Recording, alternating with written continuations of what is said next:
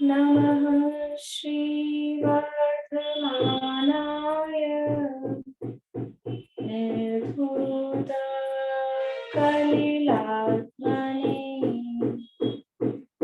सालोकानां त्रिलोकानां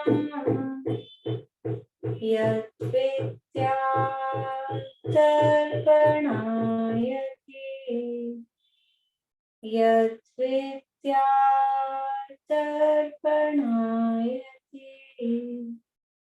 सकल पापमल प्रक्षालक श्रीवर्धमान को करूं नमन लोकालोक प्रकाशित करने जिनकी विद्या है दर्पण जिनकी विद्या है दर्पण।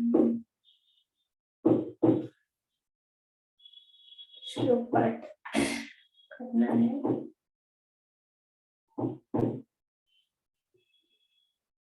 बोलिए सुमन जी, आपने कल सुनाए? कल नहीं सुनाए थे, पहले सुनाए 11 से 20 सुनाए। ठीक है।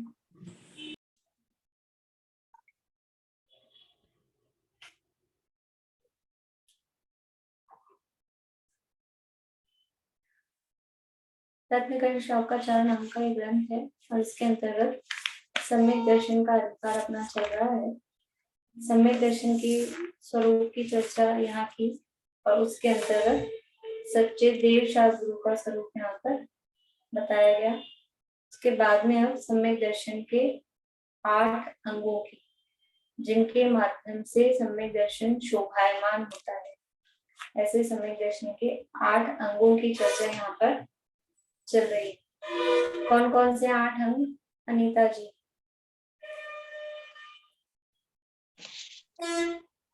एक मिनट। निशंकित, निकांक्षित, निर्विचिकित्सा, उपग्रहण, अमोदृष्टि और स्थितिकरण, वात्सल्य, प्रभावना। बढ़िया। एक क्रम थोड़ा उल्टा पुल्टा हुआ लेकिन ठीक हो जाएगा वो भी। बढ़िया। बोलिए कुसुम जी अजमेरा।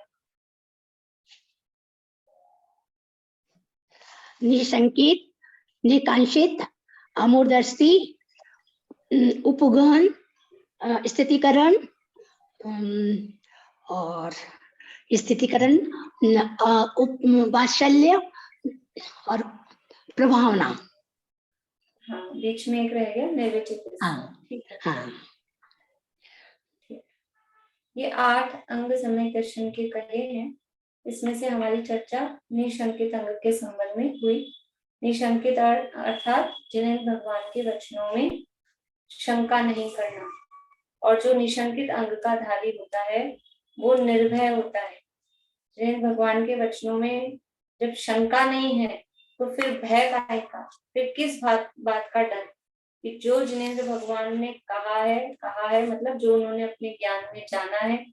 क्या जाना है? कि जो होने वाला है, जो वस्तु का स्वरूप है वो उन्होंने अपने ज्ञान में जाना है और वो बताया है और उस पर उसको विश्वास है। तो जब वो सब बातों पर विश्वास है तो अब डर किस बात का है, इसलिए वो निर्भय होता है। 7 प्रकार के भय सम्यक दृष्टि जीव को नहीं होते हैं। कौन कौन से 7 प्रकार के भय हैं? रेखा जी दे।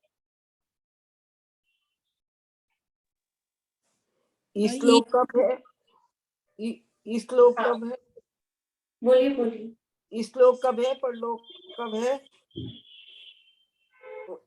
मरण भय, जन्म मरण भय, वेदना भय और ये अनरक्षा भय, अगुप्ति भय, अकस्मात भय और एक और वेदना भय। एक मिनट, श्लोक कब है? परलोक भय, मरण भय, वेदना भय, एक अनरक्षा भय, गुप्ति भय, अकस्मात भय। हाँ, ये 7 भय हैं और सम्यक दृष्टि जीव इन 7 भयों से रहित निशंक होता है। निशंकित अंग के प्रसंग में इन 7 भयों से रहित होने की चर्चा भी की जाती है। वो सब हमने पढ़ा किस बल पे उसकी निशंकता का आधार क्या है, किस बल पे वो निशंक रहता है। तो हमने देखा कि सब में वो जो निशंकता का आधार है, एक तो अपने आत्म स्वरूप का अवलंबन और एक वस्तु स्वरूप का श्रद्धान। जिनेंद्र भगवान के वचनों में श्रद्धा मतलब जो वस्तु स्वरूप है। वस्तु स्वरूप क्या है? जैसे मरण का भय, तो मेरा मरण ही नहीं होता, ये वस्तु स्वरूप है।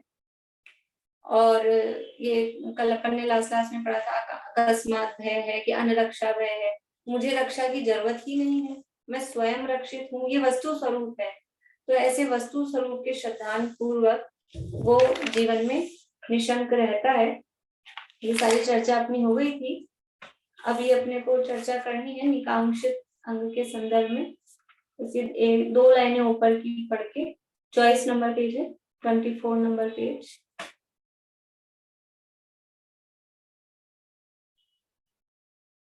जिसे सम्यक दर्शन है, ऊपर से दो पैराग्राफ छोड़ के है। जिसे सम्यक दर्शन है उसे परिणामों में सातों ही भय नहीं होते। अपना सच्चा स्वरूप जाने बिना यह आत्मा सप्त भय रहित नहीं होता है। यानी अपने आत्मा का सच्चा स्वरूप जब तक जानेगा नहीं तब तक भय रहित होगा नहीं। और आत्मा का सच्चा स्वरूप जाना है तो फिर भय होता नहीं है। भय नहीं होता है का मतलब क्या है कि बाहर में डरे नहीं डरे वो एक अलग बात है, अंदर से वो निर्भय होता है। अंदर एक अलग प्रकार की शक्ति, वो निर्भयता, वो सम्यक दृष्टि जीव के जीवन में होती है। श्रद्धा संबंधी निर्भयता उसके जीवन में पाई जाती है। सम्यक दृष्टि अहिंसा को ही निश्चय रूप धर्म जानता है, जिसको ऐसी शंका ही नहीं उत्पन्न होती है कि यज्ञ होम आदि जीव घात के आरंभ में कुछ थोड़ा सा तो धर्म होगा। ऐसी शंका का अभाव वह निशंकित अंग है। तो वो पूरी बात निश्चय परक कर दी। अब लास्ट में क्या बता रहे हैं कि क्योंकि माहौल क्या होता है दुनिया में, हर काल में ऐसा होता है। अभी पंचम काल चल रहा है तो भी और पहले भी जो यथार्थ तत्व है, यथार्थ धर्म है, उसको जानने वाले कम मिलेंगे और दुनिया में दूसरे लोगों का साम्राज्य ज्यादा दिखेगा। और जो क्रियाकांड कर रहे हैं, कुछ भी धर्म के नाम पे कर रहे हैं, तो वो उनका प्रभुत्व ज्यादा दिखाई देगा। तो अब कोई समझ लीजिए प्रसंग है, कोई परिस्थिति है और बाहर में लोग क्या करते दिखाई दे रहे हैं। जैसे समझ लो कोई बीमार है, अभी कोविड का समय था, कोरोना फैल रहा था, तो अब कोई ये मंत्र जाप कर रहा है, कोई वही जाप कर रहा है, कोई कुछ कर रहा है। तो वो सम्यक दृष्टि जीव के मन में ये जरा सा भी मतलब डाउट नहीं आएगा कि अरे मुझे भी ये वाला जाप कर लेना चाहिए, थोड़ा तो इससे भी कुछ तो होता ही होगा, ये कहा है जाप करने को, तो अपने को भी, और इस जाप करने से ये मेरे परिजन की रक्षा हो जाएगी, कि मेरा रोग आदि दूर हो जाएंगे। ऐसा उसको मतलब सपने में भी ऐसी नहीं आती है कि नहीं कुछ होता तो होगा, लोग करते हैं तो जो ऐसा कहा है भी ये वाला करना चाहिए, और इस मंत्र से ये हो जाता है, उस मंत्र से वो हो जाता है। या तो यज्ञ होम आदि की बात थी, वो तो समझ लो स्पष्ट रूप से ही दिखता है। तो कोई अन्य मति वाले हैं वो यज्ञ वगैरह करते हैं। कभी कभी बरसात नहीं आती है, बहुत ऐसा होता है गाँव में, बारिश नहीं आ रही है, अकाल पड़ रहा है, तो यज्ञ चालू हो जाते हैं, होम चालू हो जाते हैं। ऐसा होता था पहले, हम छोटे थे उधर शहर में रहते थे, तो गर्मी के दिनों में बड़ी चौपड़ पे रात भर जाप चलता था। वहाँ रात भर ही कोई से भी हरे राम हरे कृष्णा ऐसे ऐसे जाप चलते रहते थे। उससे क्या होगा कि बारिश हो जाएगी। और आप 10 दिन 15 दिन तक जाप कर रहे हो, 15 दिन तक तो बारिश आई नहीं, अब उसका टाइम आएगा जब आएगी, 15 दिन बाद वो आएगी, बारिश तो आएगी ना। मौसम बारिश का होगा तो कभी ना कभी, देर सही जल्दी सही आएगी। तो फिर लोग क्या सोचते हैं कि हमने ये जाप किया, रात भर बैठ के जागरण किया था, इसलिए बारिश आ गई। तो ऐसा सम्यक दृष्टि को भी ऐसा हो जाए कि ये यज्ञ करने से, जाप देने से ये काम होता है, ऐसे इसको शंका नहीं होती कि ये करने से होता तो होगा ना, कुछ तो होता ही होगा, लोग करते हैं, होता है, दिखता है। ऐसी उसको बिल्कुल भी ग्रहित मिथ्यात्व रूप उसको शंका ही नहीं होती, क्योंकि वो निश्चय धर्म को जानता है। निश्चय धर्म है अहिंसा रूप धर्म। तो वो थोड़ा भी आरंभ के काम में या जो वस्तु स्वरूप से विपरीत बात है उसमें थोड़ा भी धर्म होता हो, ऐसी उसको शंका नहीं होती है। बोलिए दीपिका जी। तो वो जो आप ही आजकल शांति धारा का चलन चल रहा है, तो वो इसी पॉइंट ऑफ व्यू में आएगा या वो अलग है? बिल्कुल इसी में आएगा, इसी में आएगा। मैं आप सुनेंगे ना संजीव जी के तो स्पेशल प्रवचन है इन्हीं बातों पे, शांति धारा के नाम से, और शांति धारा वास्तव में क्या है, पूरे उनके अलग से प्रवचन है। और शांति धारा तो कर रहा है कोई किसी के नाम से, और रोग ठीक हो जाए किसी का, बहुत ही मतलब ऐसी बातें लगती है, थोड़ा सा भी दिमाग लगा के सोचा जाए ना, सिद्ध चक्र का विधान करे मैना सुंदरी और रोग ठीक हो रहा है श्रीपाल का, ऐसे कैसे खाना तो मैं खाऊं और पेट भर जाए पति का, ऐसा कैसे होता है?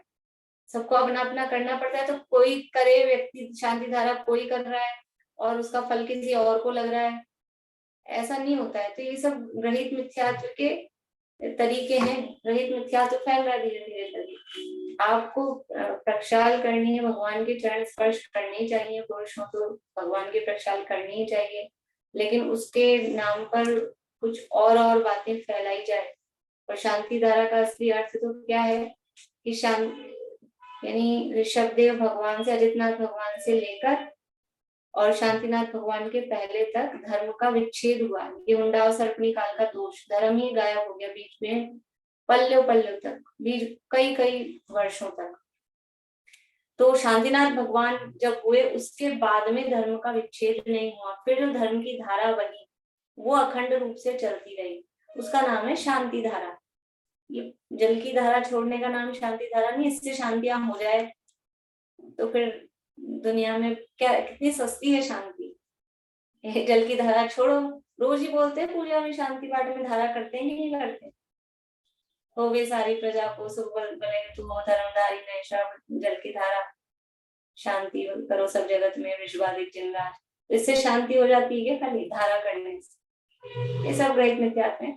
कविता जी इसी तरह का प्रश्न है, तो अभी अपना प्रकरण अलग हो जाएगा, बोलिए। मैं ये पूछ रही थी, जैसे आपने बोला कि जो करते उन्हीं को लगते हैं, मतलब जो करेगा उन्हीं को फल मिलेगा, बट लेकिन जिसका समय आ गया उसका तो कोई उपाय ही नहीं है फिर। जिसका आपने बोला जो शांति धारा करेंगे उन्हीं को लगेगा, किसी के नाम से करवाने से नहीं होता, मतलब किसी के नाम से।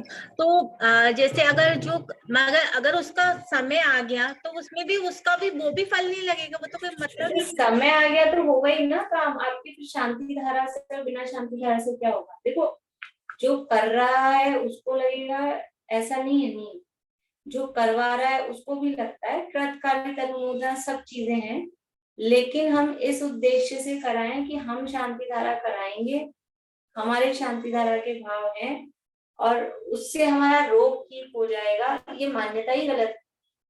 उसके लिए ये कहा है कि कर रहा है कोई, हो रहा है कोई, अदरवाइज अनुमोदना का भी फल लगता है। हमारा हम कर नहीं सकते स्त्रियां, तो हम करवाते हैं, तो अनुमोदना का, पाप में अनुमोदना होती है, धर्म में भी अनुमोदना होती है, पुण्य में भी अनुमोदना होती है, तो अनुमोदना भी होती है। हर जगह 100% एक ही नियम नहीं लागू पड़ता है, वो परिस्थिति देख के कैसी स्थिति है, क्या प्रकरण चल रहा है, किस उद्देश्य से क्या बात कही जा रही है, उस हिसाब से उसको समझना पड़ता है। तो यहाँ तो मतलब इतना सा था कि यहाँ जो सम्यक दृष्टि जी को शंका नहीं होती, मतलब किसी भी तरह का ग्रहित मिथ्यात्व में वो नहीं पड़ता है कि ये काम करके धर्म होगा। अहिंसा रूपी धर्म है, जो वस्तु का स्वभाव है वही धर्म है, इसके अलावा कोई दूसरा धर्म वो यथार्थ नहीं है, और दूसरी जो भी हिंसात्मक क्रियाकांड है वो धर्म नहीं है, इतना सम्यक दृष्टि समझता है। देखिए, ऐसी शंका का ये जो अभाव है वो निशंकित अंग है। अब दूसरे निकांक्षित गुण को कहने वाला श्लोक कहते हैं। अब जो दूसरा है निकांक्षित नाम का गुण, उसके लिए 12 नंबर का श्लोक है। कर्म परवशे शांते दुःखैरन्तरितोदये पाप बीजे सुखे नास्था श्रद्धा नाकांक्षणा स्मृता। कर्म परवशे शांते दुःखैरन्तरितोदये पाप बीजे सुखे नास्था श्रद्धा न कांक्षणा स्मृता कर्मोदय वशंत सहित दुख मिश्रित और पाप के बीच विषय सुखों में अरुचि पूर्ण श्रद्धा ने कांक्षित कही गई। क्या है? निकांक्षित गुण बता रहे, सम्यक दृष्टि जीव को भोगों की वांछा नहीं होती। क्यों नहीं होती? तो यहाँ भोगों का स्वरूप बता रहे हैं कि वो भोग कैसे। तो पहले उसके लिए विशेषता बताई, कर्म परवशे। भोग यानी इंद्रिय जनित सुख। इंद्रिय जनित सुख का मतलब क्या है? सुख कितने प्रकार का होता है? सुख कितने प्रकार का होता है? कि सुख तो एक ही होता है सुख वास्तव में, लेकिन जो सुख नहीं है, सुख का आभास जैसा हमको लगता है, ऐसे इंद्रियों के विषयों में हमको भासित होता है, उसे भी सुख कह देते हैं और उसे इंद्रिय सुख कहते हैं। यानी स्पर्श इंद्रिय के विषय में, रसना इंद्रिय के विषय में, घ्राण चक्षु कर्ण इंद्रिय के विषय में जो हमको आनंद की कल्पना होती है, मजा होता नहीं है उसमें, लेकिन मजे की हमको कल्पना होती है, उसका नाम इंद्रिय सुख है। घूमने फिरने में मजा आता है, मजा आता है। सुबह अच्छे से नहा धो के तैयार होके निकलो घर से घूमने के लिए, और फिर शाम को आते आपको मजा आया तो चेहरा चमकना चाहिए, अच्छा बढ़िया होना चाहिए। और जब शाम को घर आते तो चेहरे की कैसी दशा हो जाती है, ऐसे बोलते हैं 12 बज गए चेहरे की। ये आपको मजा आया, जिसमें मजा आता है ना, चेहरा प्रसन्न होता है, चेहरे की चमक बढ़ती है, चेहरे पे ऐसे थकान या वो नहीं दिखती है। और हम घूम फिर के आए, हमको मजा आया था, तो फिर ये चेहरे के 12 क्यों बज गए?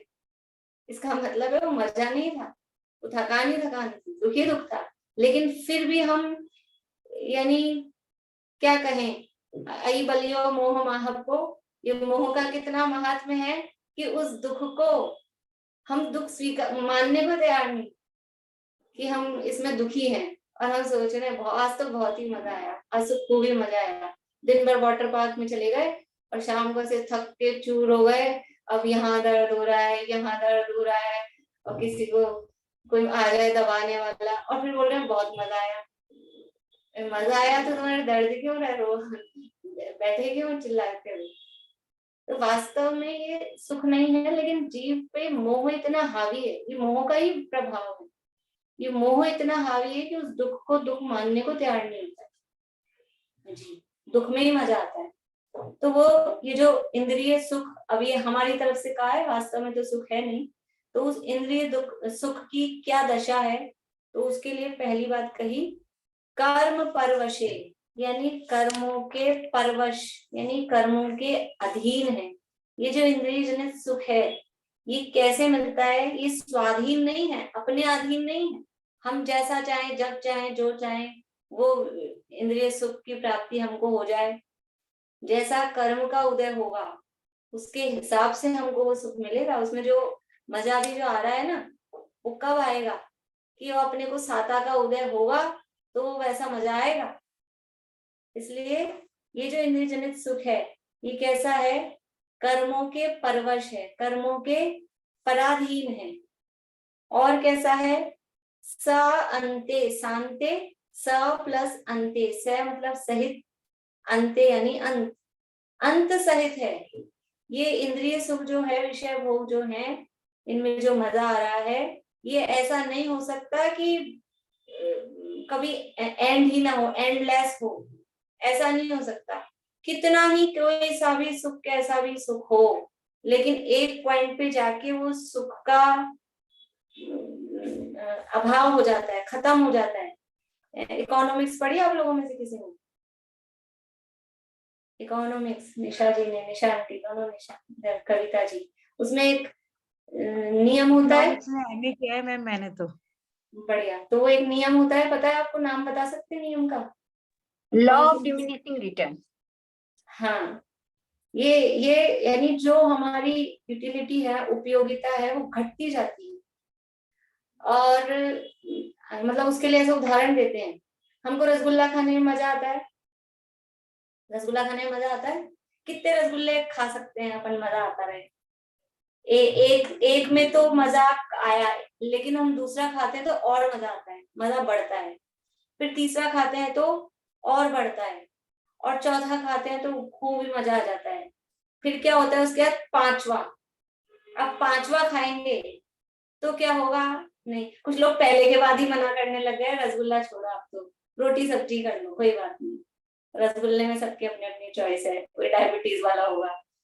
रोटी सब्जी हम खाते हैं, पहली रोटी खाई थोड़ा अच्छा लगा, दूसरी खाई तो वो आनंद बढ़ा, तीसरी खाई और बढ़ा।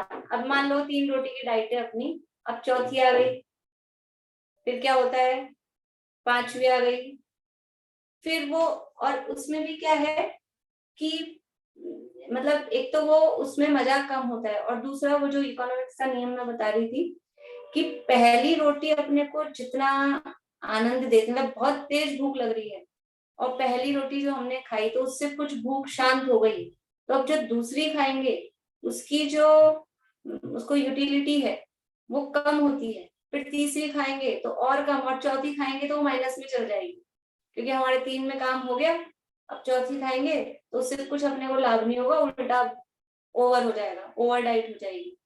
तो ये जो इंद्रिय सुख है ये भी, ये अंत सहित है, मतलब एक स्टेज पे जाके ये हमको बोलते हैं बस अब नहीं, कोई सा भी किसी भी तरह का, रसना इंद्रिय का हो, स्पर्शन इंद्रिय का हो, घ्राण इंद्रिय का हो, अपने को सुगंध अच्छी लगती है, सुगंध अच्छी लगती है, लोग परफ्यूम लगाते हैं, डीओ लगाते हैं, लेकिन वो भी कितना लगाते हैं, पूरी बॉटल एक ही बार में उड़ेल दो क्या होगा कि नहीं, इतना नहीं, एक उसकी लिमिट है, मर्यादा है हर चीज की, तो वो क्या है, अंत सहित जो भी इंद्रिय सुख है, चाहे मतलब हर में इसको जितना फैलाए ना अपन करके देखें, हर चीज में, खाने में भी जितनी वैरायटी है, खट्टा मीठा कड़वा कसायला चरपरा, जितना जिसको जो है, हर चीज की एक लिमिट है।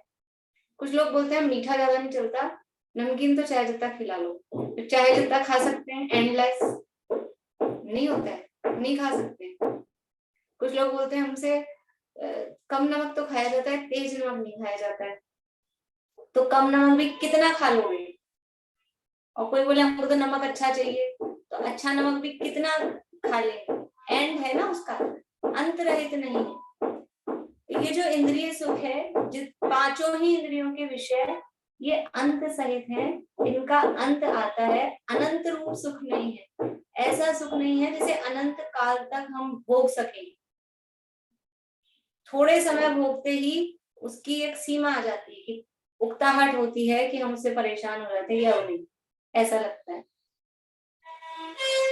ये कर्मों के पराधीन है, परवश है, अंत सहित है, और क्या है, दुख है अंतरितो दये, ये दुखों से कैसे है, ये दुख रूप है, और अंतरितोदय, अंतरित का मतलब है बाधा, बाधित यानी बाधा सहित है, दुख रूप है, दुख है यानी दुख रूप है, और अंतरितोदय यानी बाधा सहित।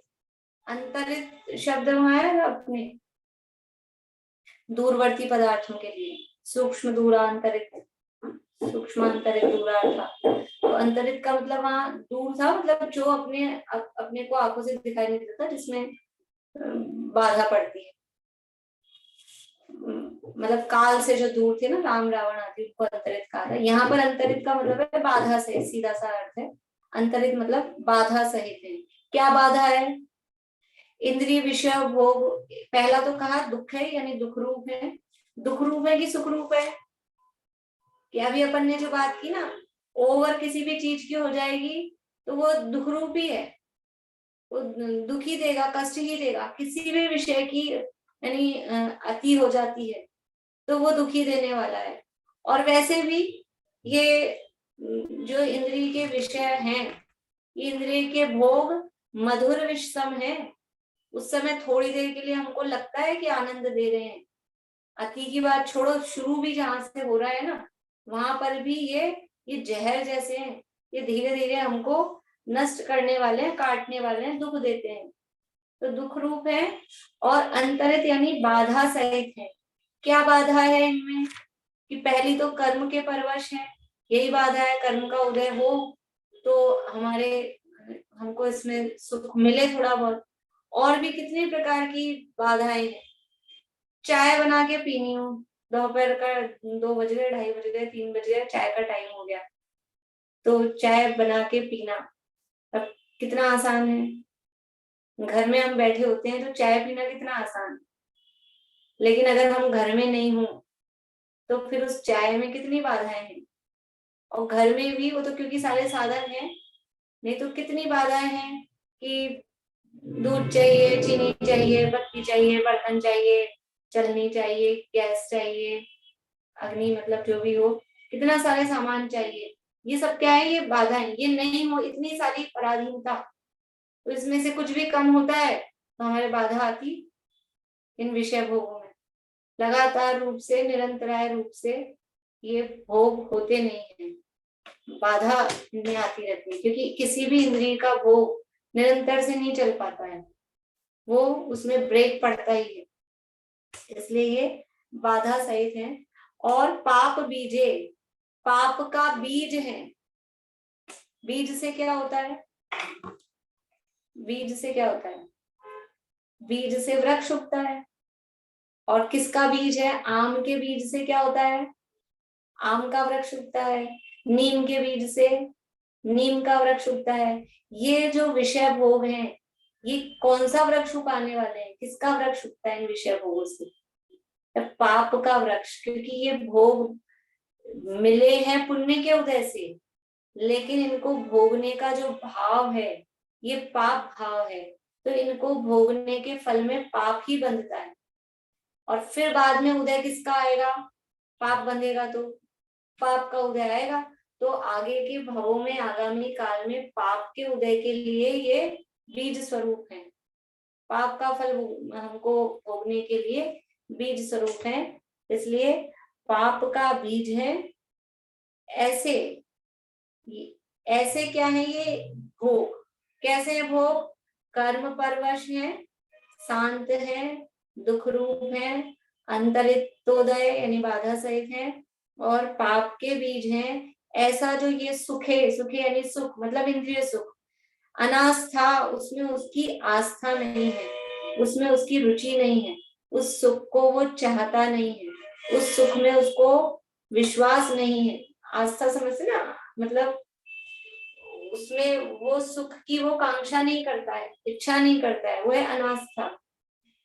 ऐसी जो श्रद्धा है वो अनाकांक्षणा स्मृता, ये जो उसकी अनास्था रूप श्रद्धा है, यानी जो उसकी इस सुख में अरुचि है, उस सुख में जो उसका विश्वास नहीं है, ऐसे श्रद्धान को अनाकांक्षणा यानी निकांक्षित अंग स्मृता यानी कहते हैं।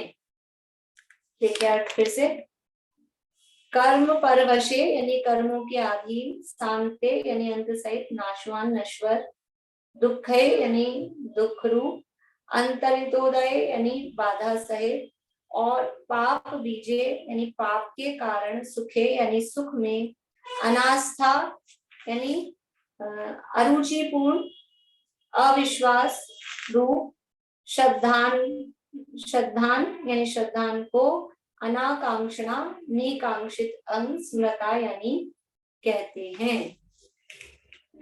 नीचे से अर्थ देखिए, इंद्रिय जनित सुख में सुख पने की आस्था रहित जो श्रद्धान भाव वह अनाकांक्षा नाम का सम्यक्त्व का गुण भगवान ने कहा है, या इंद्रिय जनित सुख कहा। अब ये जो सारे शब्द थे ये किसके लिए थे?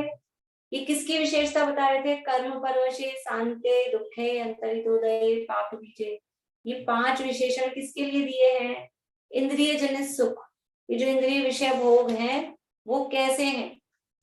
आपके प्रश्न आएगा आपके कि इंद्रियों के भोग कैसे हैं?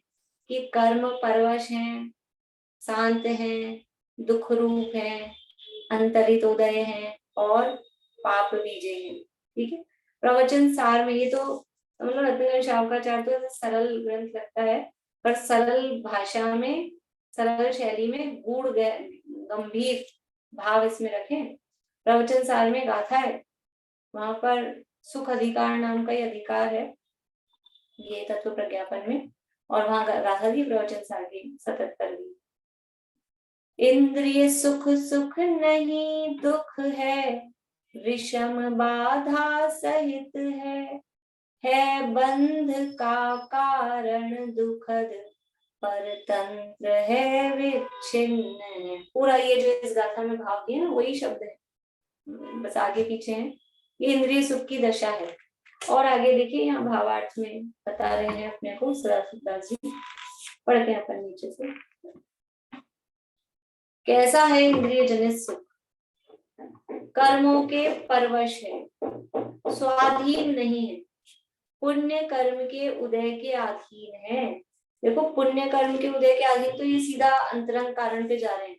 अपन बाहर भी जाओ ना, गाड़ी में हमको घूमना है, हमको घूमने में आनंद आता है मान लो, तो अब वो जो घूमने का आनंद है वो गाड़ी के परवश है, वो हमारी अब, और हम गाड़ी में घूमने गए और फिर वो बीच में पंचर हो गई, कुछ खराब हो गई, और फिर कितना सुख रहता है, वो उल्टा सुख सारा किस में बदल जाता है, दुख में, परेशानी में बदल जाता है।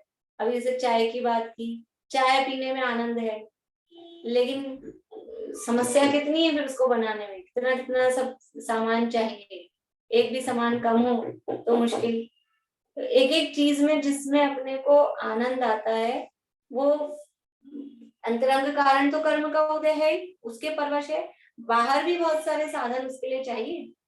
अभी बच्चे होते हैं, बच्चों को समझ लो माता पिता, छोटे बच्चे हो ना, तो माता पिता उनको बांध के रखते हैं, 1 घंटा से ज्यादा टीवी नहीं देखने देंगे, 1 घंटा से ज्यादा मोबाइल नहीं खेलने देंगे। अब उनको मोबाइल खेलने में मजा आता है, अब वो कितना परवश है उनका वो आनंद, कि अब वो 1 घंटा कब हो, 1 घंटा जो उनका टाइम होता है ना अगर टीवी का, कोई आ जाए उस समय कुछ भी हो जाए, दोस्त आए कोई आए, कुछ नहीं अभी तो मेरा टीवी का टाइम है, तू जान, मैं तो टीवी देखूंगा वरना मेरी मम्मी कहेगी नहीं टीवी देखूंगा। तो वो कितनी मतलब वो पराधीनता उसमें, बाहरी यहाँ भी आपस में कितनी पराधीनता है। अपने को जो इस तरह की समझ लो अपने संबंध में अपने को जिसमें आनंद आता हो वो सब सुख पराधीन। तो कर्मों के परवश है, स्वाधीन नहीं है, पुण्य कर्म के उदय के अधीन है। पुण्य कर्म के उदय की सहायता के बिना करोड़ों उपाय तथा महान पुरुषार्थ करने पर भी इस सुख की प्राप्ति नहीं होती है। क्या कह रहे हैं? यदि पुण्य का उदय नहीं है तो करोड़ों उपाय करो, करोड़ों, और महान पुरुषार्थ, आप क्या जमीन आसमान एक कर दो, तो भी यदि पुण्य का उदय नहीं है तो वो तत्संबंधी आपको सुख की प्राप्ति नहीं ही होगी, बिल्कुल नहीं होगी, हो ही नहीं सकती, इतना पराधीन है। और पुण्य का उदय हो, कुछ मत करो, पापोदय में चाह व्यर्थ है, नहीं चाहने पर भी हो, पुण्योदय में चाह व्यर्थ है, सहज बने मन वांछित हो। पुण्य का उदय हो, कुछ मत करो, बैठे रहो तो अपनी इच्छा के हिसाब से काम होते रहते हैं। और पाप का उदय है और लगे हैं पूरा जुट रहे हैं तो भी नहीं होगा, ये कर्म के उदय के अधीन है, ऐसा परवश है। पुण्य कर्म के उदय की सहायता के बिना करोड़ों उपाय तथा महान पुरुषार्थ करने पर भी इस सुख की प्राप्ति नहीं होती है, इष्ट का लाभ नहीं होता है, बहुत प्रकार से अनिष्ट ही प्राप्त होते हैं। उपाय तो क्या करते हैं सुख प्राप्ति का, लेकिन होता क्या है? सुख प्राप्ति हेतु प्रयत्न करते सुख जाता दूर है। हम प्रयत्न कर रहे हैं सुख प्राप्ति का, हम जितना प्रयास करते हैं और वो सुख दूर दूर दूर दूर भाग रहा है। क्यों? क्योंकि वो कर्म परवश है। और वहां तो बात यह है कि हम उपाय उल्टा कर रहे हैं, उपाय ही गलत करते हैं। उपाय गलत करते हैं तो सुख कहाँ से प्राप्त होगा? और ये जो इंद्रिय जनित सुख है वो तो कर्मों के अधीन है। कदाचित पुण्य के उदय से वह सुख प्राप्त भी हो जाए तो वह सुख अंत सहित है, बड़ा तो पराधीन था, फिर भी जैसे तैसे करके समझ लो मिल गया, कर्म का उदय, पुण्य के उदय से वो सुख प्राप्त हो भी गया। तो हो गया तो क्या वो सुख बना रहेगा, सदा बना रहेगा? कितना क्षणिक होता है, कितना क्षणिक। बहुत दिनों से इच्छा हो रही थी साहब हमारी, क्या खाने की? बादाम का हलवा। तो बादाम का हलवा खाने की इच्छा हो रही थी, तो इतने तो पैसे खर्च करके बादाम लाए, फिर अब उसको मेहनत तो होती है, पता है, बादाम का हलवा बनाने में। उसको भिगोया, फिर छीला, फिर पीसा, फिर सेका, और फिर बनाया, और कितनी देर लगी, 2-4 घंटे उसमें टाइम लगाया, और फिर खाया। तो खाया तो 4 घंटे, मजा 4 घंटे बनाने में लगे, तो 4 घंटे तक तो वो मजा रहेगा कि नहीं रहेगा? 4 मिनट भी नहीं रहता है, बस जीभ पे है इतनी देर स्वाद आता है, या गले के नीचे गया तो स्वाद खत्म, जीभ से 1 सेंटीमीटर दूर है तो स्वाद नहीं आ रहा है। इतनी देर का मजा है। 4 घंटे लगा के कोई चीज बनाई तो 4 घंटे उसका मजा तो रहना चाहिए। मजा कितनी देर का होता है? कोई सा भी इंद्रिय, जो समझ लो काम भोग का सुख है, स्पर्शन इंद्रिय जन्य, कितनी देर रहता है? रसना इंद्रिय जन्य, घ्राण इंद्रिय जन्य, चक्षु इंद्रिय जन्य, कोई भी ये जो सुख है इंद्रिय जन्य सुख, वो रहते ही नहीं नॉन स्टॉप। वो क्षणिक, इतने क्षणिक, एकदम क्षणिक, बिजली की चमक जैसे क्षणिक है। जब अपन ने पढ़े थे ना, सुरधनु तड़िव चवला इंद्रिय विषया सुविच्च वग्गाय, ये बिजली की चमक जैसे क्षण भंग है इंद्रियों के विषय भोग।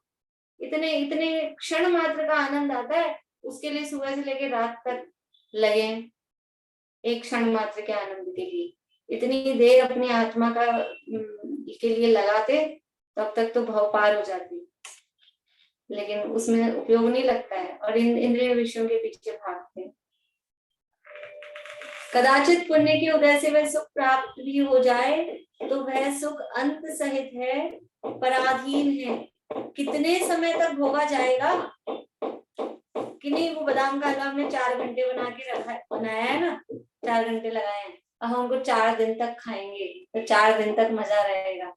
4 दिन तक मजा रहेगा, फिर भी उसको खत्म करने की जल्दी रहेगी कि अरे इतनी मेहनत से बनाया, खराब नहीं हो जाए, जल्दी जल्दी खा लो, खत्म कर लो। वो मजा नहीं रह सकता है उसमें। कितने समय तक भोगे? 4 दिन भोग रहे हो, 40 दिन और 4000 दिन, 4 साल, तब तक तो नहीं भोग सकते ना, कितने दिन भोगोगे? क्योंकि जो इंद्रिय जनित सुख है वह अपने इष्ट विषय के अधीन है, और इष्ट विषय, इष्ट का समागम विनाशी है, इंद्रधनुष के समान। ये देखो, ये इंद्रधनुष के समान, ये कहाँ से आया है? ये वही कार्तिक अनुप्रेक्षा से आया है। ये सुरधनु तड़िव चवला इंद्रिय विषया की ना गाथा, वहीं से आया। ये इंद्रधनुष जैसे कितनी देर रहता है? क्षण मात्र के लिए है। हमको आसमान में दिखे और हम सोचे चलो घर में बच्चा है, छोटा बच्चा है, उसको दिखाएं, उसको बुलाने जाते हैं, इतने में तो खत्म, गायब हो जाता है, रहता नहीं। ऐसे ही ये इंद्रियों का सुख बस इतना क्षणिक है। अब कोई भी इंद्रिय विषय भोग, मतलब ये क्यों बता रहे हैं यहाँ कि हम इंद्रिय विषयों में जो आसक्त रहते हैं, तो ये हमको ख्याल में आए बात कि जब हम इंद्रिय के विषय भोग रहे हैं, मजा मान रहे हैं कि वाह क्या मजा आ रहा है, तो ये बात ध्यान आ जाए ना, तो उसमें से वो रस नहीं रहता, वो जो उसमें आसक्ति है वो आसक्ति नहीं रहती। क्यों? सम्यक दृष्टि जीव को विषयों की वांछा नहीं होती। क्यों नहीं होती? क्योंकि उसको ये विषयों का स्वरूप पता है कि मैं जो ये इतना इसमें आनंद मान रहा हूँ, ये आनंद रहेगा कितनी देर, है कितना सा आनंद, इसलिए क्या करना, छोड़ो, हटाओ, रहने दो, इच्छा ही नहीं अपने को। ये जैसे जो मैच्योर हो जाते हैं, बच्चों को लगता है ये करें वो करें, खाएं वो खाएं, और जो मैच्योर हो जाते हैं उनको पता है अरे बाबा पेट भरना है, कुछ भी खा लेते हैं, कुछ भी मतलब जो खाने योग्य है, पर्टिकुलर ये बनाओ, ऐसा कम रहता है। क्यों होता है ऐसा? क्योंकि मैच्योरिटी आ गई है, का मतलब कि ये पता है कि भी हमको पेट भरना है, थोड़ी सी देर का स्वाद है, उसके लिए क्या माथा बच्ची करना। ऐसे सम्यक दृष्टि जीव को पता है कि इन इंद्रिय भोगों का स्वरूप क्या है, इन इंद्रिय विषयों का वास्तविक स्वरूप क्या है, ये कितनी देर रहने वाले हैं, ये रहते ही नहीं, टिकते ही नहीं, नष्ट हो जाते हैं। इसलिए उनको उसको इन भोगों की वांछा ही नहीं होती। ऐसे क्षणिक सुख को कौन चाहे? इतनी हम वांछा करो, पहले तो क्या बोलते हैं, मांग कर भिखारी बनो, मंगता बने की वृत्ति रखो, और फिर वो जो मिलेगा वो एक सेकंड भी टिकेगा नहीं, तो क्यों मांगे हम? तो सम्यक दृष्टि इसलिए वांछा ही नहीं करता। कि क्यों वांछा करें? पता है ये क्षणिक है, अंत सहित है, रहने वाला नहीं है, सदा टिकने वाला नहीं है। ऐसे विषयों की वांछा सम्यक दृष्टि जीव को नहीं होती है।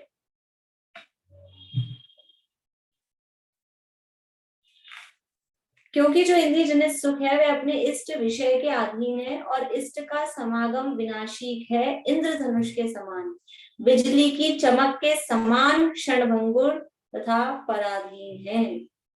वह सुख शरीर की निरोगता के अधीन, धन के अधीन, स्त्री के अधीन, पुत्र के अधीन, आयु के अधीन, जीविका के अधीन, क्षेत्र के अधीन, काल के अधीन, इंद्रियों के अधीन, इंद्रियों के विषयों के अधीन इत्यादि हजारों पराधीनताओं सहित है। देखो, एक पराधीनता तो जो प्रमुख पराधीनता है वो तो कह दी कर्म, कर्म परवशे। लेकिन कर्म के अलावा जो मैंने कहा ना, अभी चाय बनाए तो कितनी सारी चीजें चाहिए, वो उतनी सब पराधीनता है। ऐसे यहाँ सबसे पहला, किसी भी विषय का आनंद कब आता है? जब वो शरीर निरोग हो। कोई सा भी स्पर्शन, रसना, घ्राण, चक्षु, कर्ण, पांचों इंद्रियों के विषय का आनंद कब आता है? शरीर अगर रोगी है, थोड़ी भी तबीयत ठीक नहीं है ना, तो फिर वो कोई विषय का, कि अपन सोचते हैं कि कुछ खा नहीं रहा है बच्चा सुबह से, तो उसकी जो पसंद की तले भुनी चीजें वो बना, और उसकी तबीयत ठीक नहीं है, उसको कुछ नहीं इच्छा हो रही है, और हम सोचते हैं वो बना दिया तो भी आज मेरी इच्छा ही नहीं है, और फिर ऐसे ही बोलते हैं कभी आपने आज क्यों बनाया, आज मेरी इच्छा ही नहीं थी। तो ये शरीर की एक तो इच्छा और शरीर की निरोगता। अगर शरीर ठीक नहीं है, अभी कोरोना के समय में वो टेस्ट वेस्ट चला गया था ना, स्मेल चली गई, टेस्ट चला गया, आप कुछ भी खिलाओ, अच्छी से अच्छी चीज बना के स्वाद ही नहीं आ रहा। तो शरीर रोगी होता है, तो फिर वो आनंद कहाँ से, मतलब वो जो सुख है वो मजा कहाँ से आएगा? शरीर बढ़िया हो तो वो खाने का मजा आता है, नहीं तो मजा ही नहीं आता। शरीर की निरोगता के अधीन, धन के अधीन, पैसा भी चाहिए उन विषय भोगों को उपलब्ध करने के लिए, तो धन के अधीन है। स्त्री के अधीन, पुत्र के अधीन, कुछ विषय है कि अब वो स्त्री के अधीन होते हैं, समझ लो स्त्री जनित सुख अथवा भोजन आदि संबंधित सुख, तो स्त्री बनाए करे तभी हो। और कुछ सुख है कि पुत्र हमको सुख देगा, आज्ञा मानेगा, आज्ञाकारी रहेगा, हमारी व्यवस्था करेगा, तो उसके अधीन, पुत्र के अधीन। आयु के अधीन, आयु ही नहीं है, लंबी आयु नहीं, सारी सुविधाएं सब है, रुपया पैसा धन दौलत आज्ञाकारी स्त्री पुत्र सब, लेकिन आयु ही अल्प है, तो क्या करें, क्या भोगेंगे उस सुख को? जीविका के अधीन, आजीविका अच्छी हो, देखो सारे बाहर में सुविधा हो, लेकिन आदमी की आजीविका का साधन सही नहीं हो और वो इसी टेंशन में हो काम धंधे की, तो फिर वो बाहर के अगर विषय भोग मिल भी रहे हो ना, तो उसमें आनंद नहीं आता है, मजा नहीं आता है।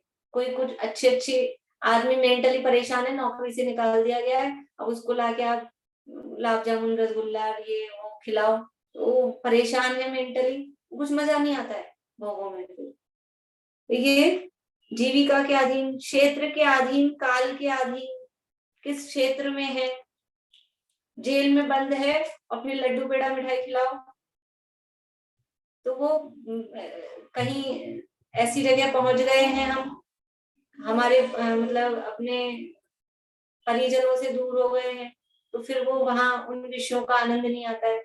काल के अधीन है, गलत टाइम पे वो विषय वो खूब मिले, लेकिन अभी समझ लो वैराग्य का प्रसंग है, किसी के वियोग का प्रसंग है, अभी विषय वो क्या आनंद देंगे, वो काल के अधीन है। इंद्रियों के अधीन है, विषय तो खूब है, घर में सारे म्यूजिक सिस्टम और सब है, कान खराब हो गए, सुनाई नहीं देता। आंखें खराब हो गई, दिखाई नहीं देता, टीवी लग रहे हैं, अब क्या करोगे, दिखाई नहीं दे रहा है तो ये इंद्रियां भी तो बराबर पूरी होनी चाहिए ना, सही, इंद्रियां शिथिल ना हो, तो इंद्रियों के अधीन, इंद्रियों के विषयों के अधीन इत्यादि हजारों पराधीनताओं सहित हैं तथा विनाश के सन्मुख हैं। यानी कितने समय तक भोगा जाएगा, नाश सहित है। ये तो विषय भोग उत्पन्न हो रहे हैं, नष्ट होते हैं, उत्पन्न होते हैं और नष्ट होते हैं, ऐसे विनाश के सन्मुख हैं, कितने समय तक भोगा जाएगा। इसलिए जो इंद्रियजन्य सुख है वह अवश्य ही अंत सहित है। ऐसा ये इंद्रिय सुख पराधीन है और अंत सहित है। ये दो विशेषणों की चर्चा अभी अपन ने की है, आगे के शेष विशेषणों की चर्चा कल करेंगे। और इसका उद्देश्य क्या है, इसको पढ़ने का उद्देश्य क्या है, हमको क्यों पढ़ा रहे हो, सम्यक दृष्टि को नहीं होगी वांछा, हमको तो है कि हमको भी इन विषयों में सुख बुद्धि छूटे, इस विषयों में वास्तव में सुख नहीं है। सम्यक दृष्टि विषयों की वांछा नहीं कर रहा तो वो कोई सम्यक दृष्टि मतलब कोई ऑथेंटिक व्यक्ति है। वो जब विषयों की इच्छा नहीं कर रहा तो हम क्यों पागल हो रहे विषयों के पीछे, हम क्यों इन विषयों के पीछे दौड़ लगाए जा रहे हैं। एक दो लाइनें हैं राजेंद्र कुमार जी पंडित की।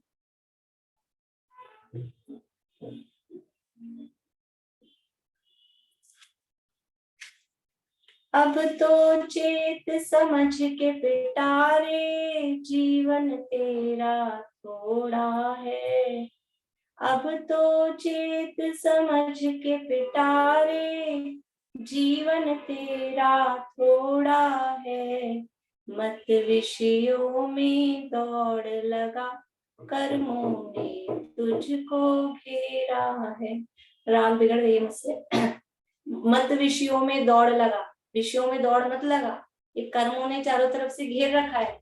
समझ जा, समझ के पिटारे, ज्ञान का घनपिंड आत्मा, और फिर भी नहीं समझता इन विषयों के पीछे। इसलिए विषयों की स्थिति यहाँ बताई है कि विषय कैसे हैं, पराधीन है, विनाशी है, इन विषयों में सुख है नहीं और इनमें सुख बुद्धि हम छोड़ें। इसी भावना से अभी की बातें पूरी करते हैं।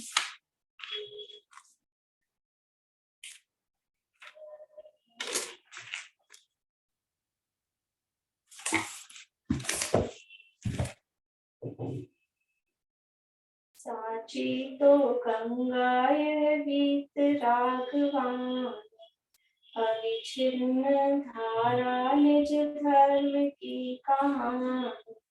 जामी अति विमल अगाध ज्ञान पानी, जहाँ नहीं संशय आदि पंख की निशानी। साची तो गंगा यह गीत राघवान, अविच्छिन्न धारा निज धर्म की कहानी।